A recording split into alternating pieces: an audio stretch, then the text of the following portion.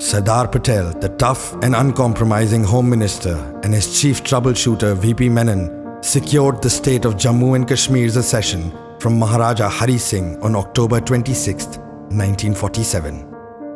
India accepted the accession, and on October 27, 1947, the Indian Army entered the state to repel the invaders. Muhammad Ali Jinnah ordered General Douglas Gracie to send Pakistani troops into Kashmir. Gracie declined, pointing out the fact of Kashmir's accession to India. Gracie had a stand-down order from Supreme Commander Claude Auchinleck to the effect that in the event of an inter-dominion war, all the British officers in both the armies must stand down. Memoirs of Jinnah accepts the tribal invasion was a criminal folly. The tribal hordes, armed and supported by the Pakistan government and led by officers of the Pakistan Army that entered the state from Hazrat district in the northwest frontier province along the border Muzaffarabad-Domel-Srinagar road on October 21st, formed the spearhead of the final and the most significant blow of Pakistan to the state.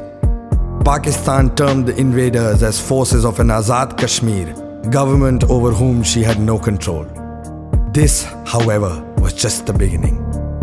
The torture of the illegal state of Pakistan-occupied Kashmir continues to date, and many Kashmiri people still suffer in the valley. Gilgit-Baltistan consists of 3 divisions: Gilgit, Baltistan and Diyamar.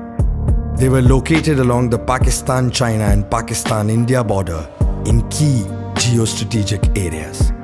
The history of this region is not very difficult to understand. Before 1935, Gilgit-Baltistan as a region was a part of Kashmir's princely state under a Hindu Maharaja. In 1935, Gilgit subdivision had been given on lease to the British. In 1947, as per the partition plan, the British decided to return the Gilgit agency to the Maharaja of Kashmir, who wished to join India. Major Brown and Gilgit scouts and a few Muslim officers with Major Khan of the army forced the then governor Ghansara Singh to surrender, proclaiming on their own accession to Pakistan. India immediately claimed Gilgit-Baltistan as a part of Kashmir, and in 1948 the issue went to the United Nations. These territories have never been constitutionally recognized as part of the Pakistani Federation, nor represented in its democratic institutions. Pakistan was established by forcefully occupying the otherwise peaceful regions of Baluchistan, Sindh, Frontier, Punjab and Kashmir. Recorded in history, Khan Abdul Ghaffar Khan famously said to Gandhi, "You have left us to the wolves." Abdul Samad Achakzai wanted the amalgamation of Baluchistan with India.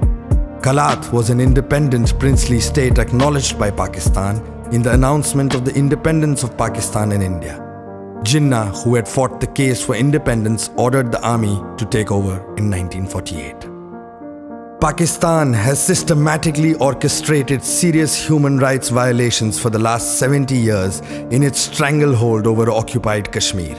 The journalists who were abducted, men that are tortured and sodomized by the ISI, women were raped and tortured for over 50 days by the police, men who were stripped naked in numbing temperatures and tortured in front of their mothers, private organs taped, castrated, and women who were used as sex slaves in military torture cells. For years, human rights activists and organizations of repute, both from within and outside Pakistan, have been crying out for help, releasing data after data, asking for more than just a document that the authorities in Pakistan can sign and disregard. Islam itself suffocates in this homeland for Muslims because Pakistan accepts only a certain kind of Muslim. Pakistan is responsible for a genocide that the world can't remember, but the Bengalis will never forget, and the Baluchis are still fighting. Pakistan has a law that criminalizes the very existence of Ahmadiyas who fear for their survival in a land that promised them a home. The state's failure that wants to extend its hospitality to all of Kashmir has today in 7 provinces 7 separatist movements. This is a country that thrives Sikh mentalities, disregarding the values of human life and denigrating all international laws, conventions, treaties and moralities.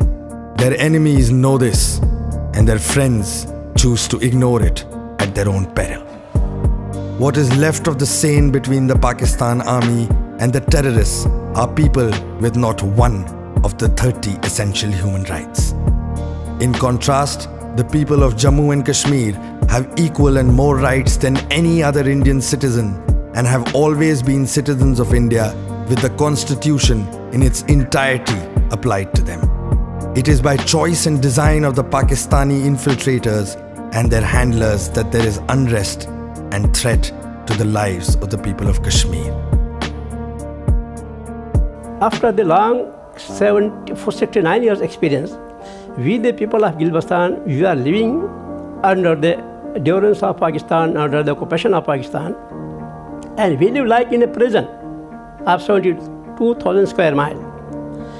And by keeping that in our mind, if we have only two options, we will not give our vote to Pakistan. We will vote for India.